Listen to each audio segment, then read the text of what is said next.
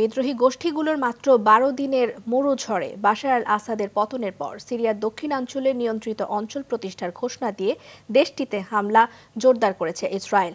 সর্বশেষ ৪৮ ঘণ্টায় দেশটির রাজধানী দামেস্ক ছাড়াও হোমস, তার্তাস, পালমিরা, লাতাকিয়া, দেইর আজোরের মতো শহরে অন্তত ৪৮০টি হামলা চালিয়েছে ইসরায়েলি বাহিনী।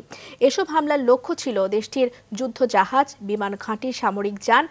বছর শেষের খুশি নগদে হবে বেশি। নগদ পেমেন্টে নির্দিষ্ট ক্যাটাগরির কেনাকাটায় ৩০০ টাকা পর্যন্ত ক্যাশব্যাক।